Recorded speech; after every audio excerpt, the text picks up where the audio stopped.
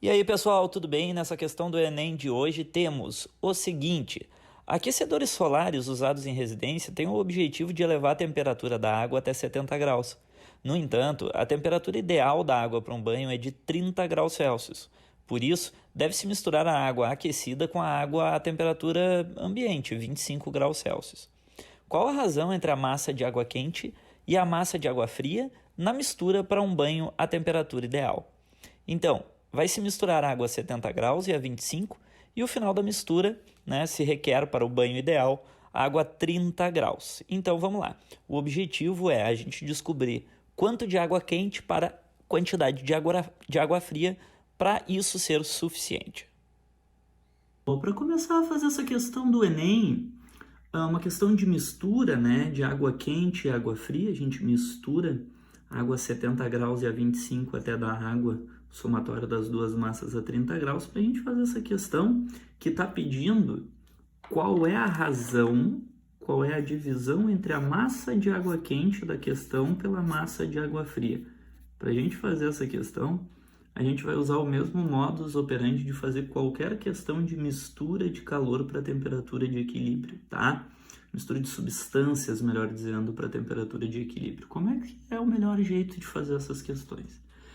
Quando tu coloca um corpo quente em contato com um corpo frio, o corpo quente, naturalmente, vai ceder energia, que a gente chama de calor, para o corpo frio.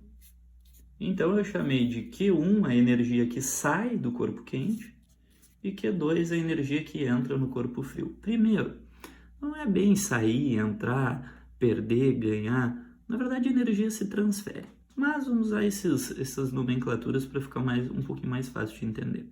Uma curiosidade: todo o calor num sistema fechado, todo o calor de saída do corpo quente acaba entrando no corpo frio. Vou usar um número. Se 100 unidades de calor eu tiver aqui em Q1, eu vou ter 100 unidades de calor em Q2, basicamente de energia em Q2. Só que a diferença é que esse 100 vai ser negativo, por ser uma saída de energia, e esse Q2 vai ser positivo, por ser uma entrada de energia. Então, são valores iguais com sinais diferentes.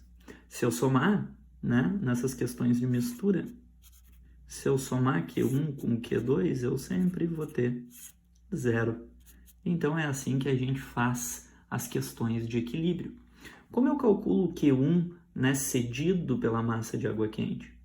Massa de água quente vezes o calor específico da água, vezes a variação de temperatura da água quente. O famigerado macete, quando varia a temperatura, de 70 para 30 graus não vai ter variação de estado, só variação de temperatura. Como eu calculo Q2, que é o calor de entrada na fria, também macete. Massa da fria, calor específico, vezes variação da temperatura da água fria. E o somatório disso é zero.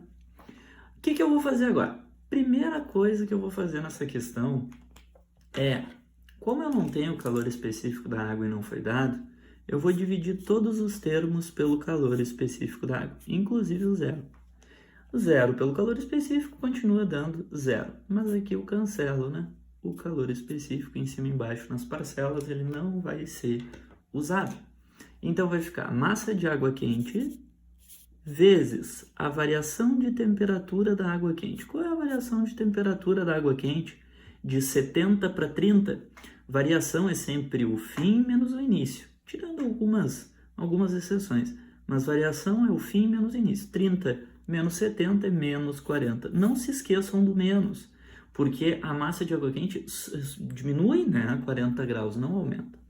Mais a massa de água fria vezes a variação de temperatura da água fria. A água fria, por sua vez, vai de 25 para 30, ela aumenta 5, então mais 5.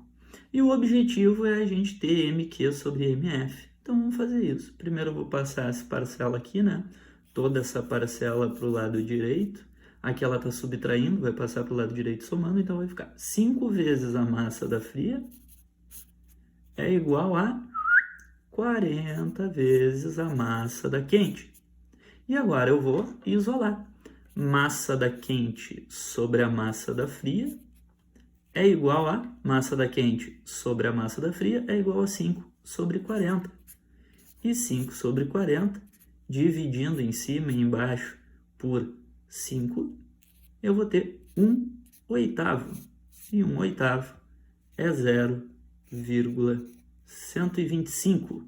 E a resposta dessa questão do Enem é a letra B, de bons momentos. Então, terminamos essa questão. Tem outros jeitos de fazer ela? Sim.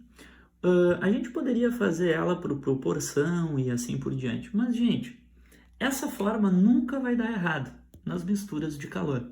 Prefiro que vocês façam por elas. Certo?